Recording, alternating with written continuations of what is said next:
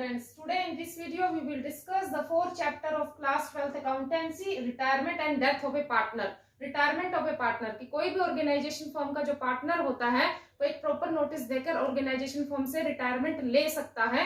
ठीक है, जब भी कोई पार्टनर ऑर्गेनाइजेशन फर्म को छोड़ के जाता है तो हमें बहुत सारी काउंटिंग ट्रीटमेंट करनी होती है, नई रेशो निकालनी होती है, गुडविल की ट्रीटमेंट करनी होती है, क्योंकि जब भी पार्टनर ऑर्गेनाइजेशन फर्म को छोड़ के जाता है reconstitution of the organisation firm हो जाता है, जिससे पुराना एग्रीमेंट खत्म हो जाता है और नया एग्रीमेंट बनता है। जो भी रिमेनिंग पार्टनर्स होते हैं उनके बीच में नया एग्रीमेंट बनता है। कोई पार्टनर जब छोड़ के जाता है तो हमें अकाउंटिंग ट्रीटमेंट करनी होती है, क्योंकि उसका गुडविल में शेयर होता है, रिजर्व में शेयर होता है, रीवैल्यूएशन करना होता है पूरे बिजनेस का। सो हमें अकाउंटिंग ट्रीटमेंट करनी होती है जब भी कोई पार्टनर छोड़ के जाता है। So first accounting treatment is calculation of new profit sharing ratio and gaining ratio. अब कोई भी पार्टनर जब भी ऑर्गेनाइजेशन फर्म से रिटायरमेंट लेता है तो वो अपना हिस्सा छोड़कर जाता है रिमेनिंग पार्टनर्स के लिए। अब पुरानी रेशो खत्म हो जाती है, रिमेनिंग पार्टनर्स नई रेशो के हिसाब से नए बिजनेस में डीलिंग करते हैं, तो हमें नई रेशो निकालनी होती है प्लस गेनिंग रेशो भी निकालते हैं, क्योंकि जो भी पार्टनर छोड़ के जाता है वो अपना हिस्सा छोड़ के जा रहा है जो पुराने पार्टनर्स को मिलता है। इसलिए गुडविल को कंपनसेट करने के लिए हम क्या करते हैं,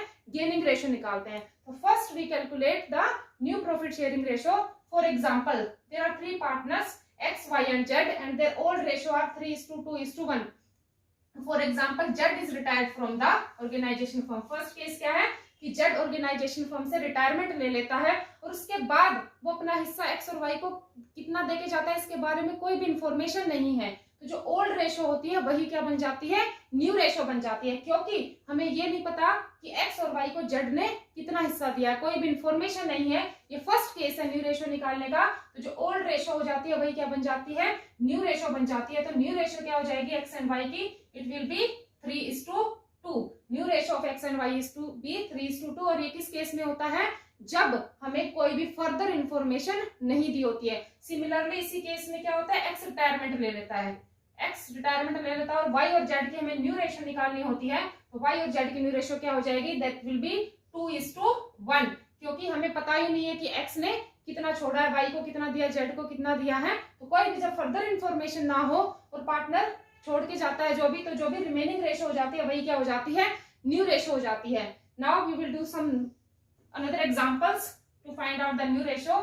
The second question is there are three partners X, Y and Z and their ratio are given in the question is 5:4:3. 5:4:3 and Y retired from the organization firm and his share was divided equally between A and C, between X and Z sorry. कि Y जो होता है, अब देखो three partners है X, Y और Z, उनकी ratio है ओल्ड रेशो 5:4:3। Y क्या लेता है, रिटायरमेंट लेता है ऑर्गेनाइजेशन फर्म से। अब हमें न्यू रेशो निकालनी है किसकी, X और Z की। लेकिन अब की बार क्या कह रहे हैं कि Y जो अपना शेयर दे के जा रहा है वो इक्वली मिला है किसको, X एंड Y को। X और Y को इक्वली मिला है। इक्वली का मतलब क्या होता है, ओल्ड रेशो क्या है Y की, 5 और 4 9 और 3 12, 4/12। इक्वली का मतलब होता है दो पार्टनर्स है X एंड Z, यानी 4/2 का 1/2 किसको मिल जाएगा, X को मिल जाएगा। सिमिलरली 4/12 का 1/2 किसको मिल जाएगा, Z को मिल जाएगा। अब न्यू रेशो चेंज होगी क्योंकि इसमें फर्दर इंफॉर्मेशन दी हुई है। अब हमें X की न्यू रेशो निकालनी है। X की न्यू रेशो क्या हो जाएगी, Z का जो भी हिस्सा है 4/12 उसका 1/2 किसको मिलेगा, X को मिलेगा। 1/2 यानी 2/12 और X की ओल्ड रेशो कितनी थी, 5/12, 5 और 4 9 और 3 12, उसको Y से कितना मिला है, 2/12। So the share of X will be 7/12. Similarly हम Y की रेशो निकालेंगे।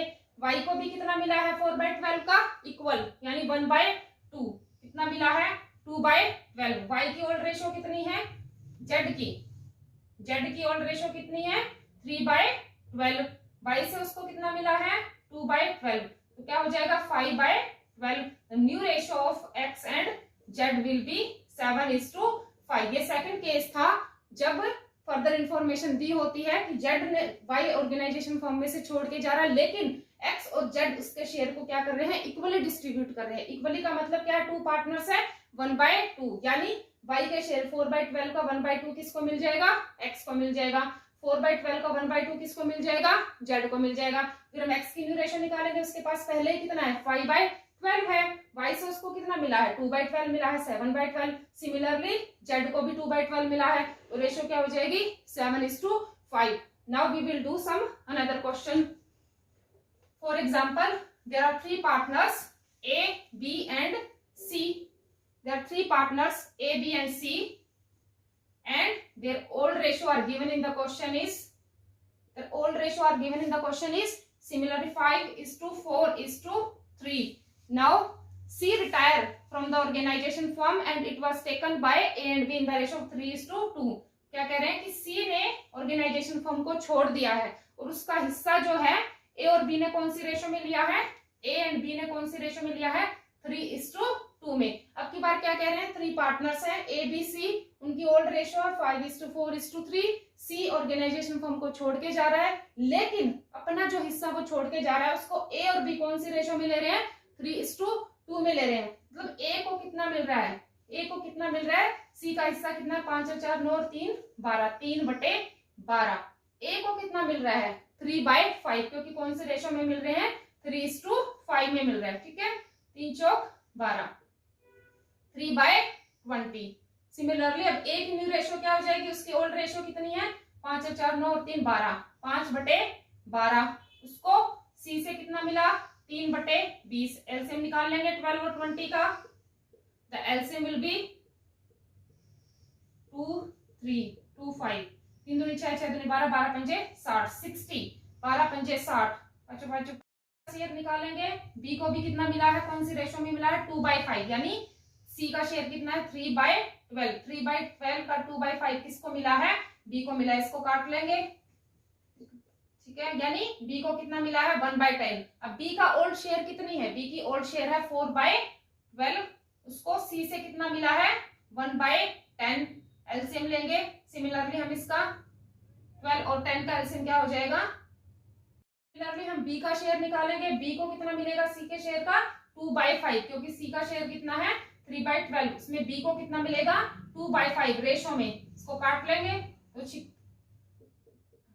1/10। अब हम बी की न्यू रेशो निकालेंगे, उसकी ओल्ड रेशो कितनी दी गई है 4/12। ओल्ड रेशो कितनी दी गई है 4/12, उसको सी से कितना मिला है 1/10। सिमिलरली हम एलसीएम लेंगे, that will be 60, 12 5 60, 10 6 26/60। So new ratio क्या हो जाएगी ए एंड बी की, what will be the new ratio, new ratio of A and B will be 34/60, जो हम पहले कैलकुलेट कर चुके हैं। 26:60 यानी 34:26। तो ये क्वेश्चंस क्या थे जिसमें हमने नई रेशियो निकालनी सीखी है जब कोई भी पार्टनर जो होता है ऑर्गेनाइजेशन फर्म से रिटायरमेंट लेता है। अब हमें क्या करना है, गेनिंग रेशियो निकालनी है, क्योंकि जब भी पार्टनर ऑर्गेनाइजेशन फर्म को छोड़ के जाता है तो अपने हिस्से को छोड़ के जाता है, और जिस हिस्से को छोड़ के जाता है वो किसको मिलता है, रिमेनिंग पार्ट।